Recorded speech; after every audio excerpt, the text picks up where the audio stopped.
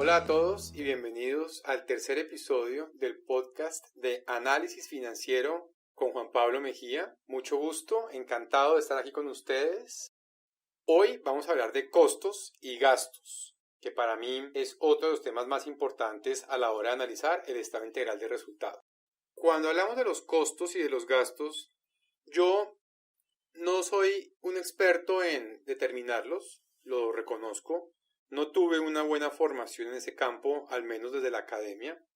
Mi conocimiento viene básicamente desde mi trabajo, desde lo empírico, de remangarme y analizar estados financieros.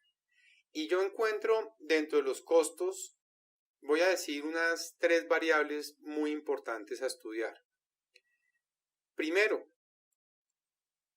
los costos que la compañía está reportando son, o su mayoría, se relacionan con qué tipo de materia prima o de proveedor o de insumo que utiliza. Y para esto es clave hacer dentro de los costos un análisis vertical que me diga más o menos qué compone los costos en gran medida. Eso es lo primero. Lo segundo, esos costos que la compañía asume se pueden reducir, se pueden eliminar, se pueden gestionar de tal forma que la compañía presente mejores resultados a futuro. ¿Por qué lo digo? Porque en su mayoría las ganancias que vienen a los accionistas llegan porque la compañía hace una mejor gestión de sus costos y de sus gastos, y eso le implica a la empresa ahorros que se los transfiere al accionista o al cliente, dependiendo del entorno en que se encuentre la empresa, cómo está la industria, si está compitiendo por precios o no.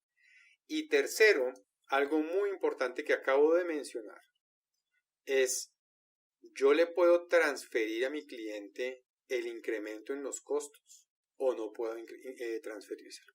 Porque si puedo transferirlo, pues digamos que como gerencia estoy más tranquilo a que si no.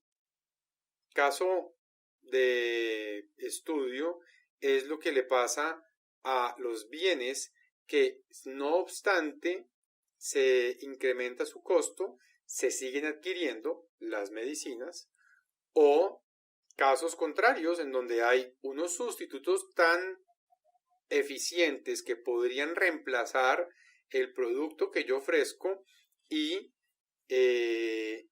los costos ni modo de transferírselos al cliente. Entonces, analizando estas 3 variables con los costos, tenemos algo que nos ayuda a entender mejor la manera en que se comportan los mismos y su evolución, porque mencioné anteriormente un análisis vertical, pero también hace falta realizar un análisis horizontal. ¿Cómo se han comportado los costos? Cuando los costos suben, ¿qué pasa con los precios de venta? Y ahí está el secreto de las ganancias brutas de la compañía. Porque si los costos suben y los precios no son capaces de subir a la misma velocidad, ¿se van a recortar las ganancias? ¿Qué mejoras hace en su estructura de costos la compañía para lograr evitar recorte en las ganancias? Son preguntas que yo me haría. Ahora hablemos de los gastos. ¿En qué gasta la compañía? Y quizás una pregunta es, bueno, ¿y cuál es la diferencia entre costo y gasto? Yo lo que he aprendido y lo que he visto es que el costo es algo que definitivamente puedo recuperar vía el precio y los gastos no. Entonces, ¿en qué estoy gastando? Es muy importante. Porque hay compañías con unas jerarquías tan grandes que sus gastos de nómina son tan amplios que nos preguntamos, ¿y por qué tanta gente haciendo esto? ¿Se puede reducir mano de obra y buscar optimizaciones? Fíjense casos de industrias en donde eso ha pasado. Por ejemplo, la industria de los automóviles, como la robótica ha reemplazado la mano de obra en términos de seres humanos, ¿sí? Y eso le reduce gastos y costos en el caso que sean directos. Y, un tema que pronto me salté, el tema de los costos fijos, ¿no? Que es definitivamente algo que debe pagar una empresa. Porque en la medida en que debe pagar algo, pues tendrá que asumirlo sí o sí y generar los ingresos para eso. Entonces, cuando tengo unos costos fijos, necesito generar unos ingresos para poder compensarlos. Y de ahí para arriba empiezan los variables. También debo generar unos ingresos para compensarlos. Y de ahí para arriba empiezan unos gastos operacionales, bien sea de administración o de ventas, a los que les debo generar un ingreso para tener al menos el dinero, los recursos para sostener mi operación. Pero antes de entrar en los gastos, pensemos en el margen bruto, que es el que nos dicta la ecuación de los ingresos operacionales menos el costo de ventas. Es decir, cuánto me cuesta vender y qué ingresos me genera vender. Entonces, si yo genero 100 pesos de ingreso y me cuesta 90 pesos generar ese ingreso, pues me gané 10. Mi margen bruto va a ser de 10 pesos. Es decir, mi utilidad bruta va a ser de 10 pesos. Mi margen bruto va a ser la utilidad bruta, 10, sobre mis ingresos operacionales, 10 sobre 100, es decir, 10%. Este sería el caso de una empresa con altísimo costo y su utilidad bruta bastante baja, lo cual hace que un margen bruto sea bajo o reducido comparado con el de quizás otras empresas. Entre mayor sea mi margen bruto, mayor margen de maniobra tengo yo. Entre más rentable sea lo que me ingresa frente a lo que me cuesta generar ese ingreso, más rentable voy a ser. Entre más rentable yo soy, quiere decir que tengo la posibilidad de generar más ganancias o de enfrentar mejor algunos riesgos. ¿Cómo así algunos riesgos? Claro, el riesgo, por ejemplo, de que incremente el precio de la materia prima, o el riesgo de que un competidor baje los precios, que los dos me golpean mi utilidad bruta, porque si se aumenta el precio de la materia prima, pues me va a ser más costoso lo que yo estoy produciendo. ¿Le puedo transferir ese incremento en la materia prima al cliente? No siempre. ¿Le puedo decir a mi cliente, esos incrementos de la materia prima se los voy a cobrar a usted? No siempre. ¿Le puedo decir a mi cliente, ahora le vendo más caro lo que antes le vendía a un precio? Ahora se lo vendo un poco más alto. No sé, depende de la industria y depende de la empresa. Porque si eres una pequeña empresa en una industria de grandes, donde los grandes dictan los precios, va a ser para ti muy difícil lograrlo. Entonces, hablando de los gastos, hay algo muy importante en ellos, es su composición. ¿En qué estoy gastando? ¿En lo que estoy gastando me está trayendo ingresos? Ejemplos, una amplia fuerza de ventas, una intensa ampliación de un departamento, por decir algo, tecnología. ¿Eso me significa ingresos? Porque si estoy gastando para mejorar, digamos, mi atención al cliente y con eso retengo o hago una reventa, es decir, vuelvo a venderle a un cliente al que ya le vendí, pues estoy gastando inteligentemente. Pero si estoy gastando en un departamento hablemos de marketing, como para seguir el ejemplo, y ese departamento no me está trayendo buenos resultados, las ventas no crecen, los ingresos por campañas publicitarias no se ven reflejados, pues debería repensar los esfuerzos que estoy haciendo. Este es un tema que las compañías raramente se dan cuenta que ocurre, salvo que vivan procesos de reingeniería, procesos de auditorías internas, donde se dan cuenta cómo están sus procesos. Entonces, en ese sentido, el estado integral de resultados me muestra qué tan eficiente es la gerencia a la hora de gastar, a la hora de poner un dinero a rentar, porque finalmente un gasto es eso. Cuando yo gasto, por ejemplo, en Internet, pues lo estoy buscando que eso me traiga una rentabilidad. Ustedes dirán, pero bueno, ¿qué rentabilidad puede haber en el Internet de una oficina, digamos, como la de Juan Pablo, donde es un tema de educación? Pues yo quiero que el Internet nunca se caiga para que mis clases marchen bien, para evitar pérdida de tiempo en reiniciar la clase o inclusive yo quiero que mi internet nunca se caiga para poder ver Netflix tranquilamente y descansar, aprovechar el tiempo de descanso en hacer algo que me gusta. Es igual con una compañía. Y llegamos a un punto en el que me encanta hacer énfasis. Se trata del punto de economías de escala y puntos de equilibrio.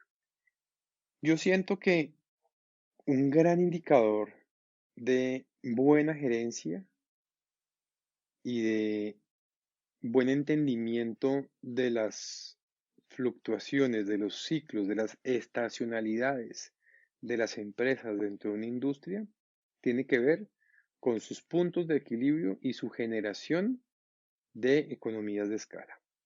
Una economía de escala es muy sencilla y eso ustedes lo pudieron haber visto en su materia de costos o en materias afines a temas de costos, contabilidad gerencial, entre otras.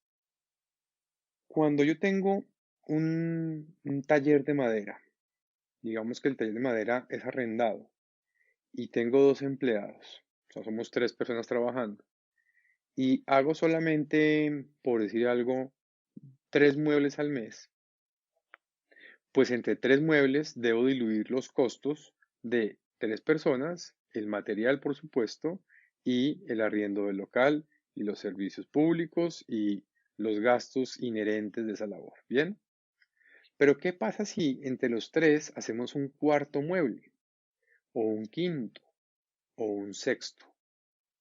Ustedes se acordarán de sus clases de economía que hay unos rendimientos decrecientes, ¿sí? Es decir, no es tan fácil que pasemos de producir tres muebles a seis.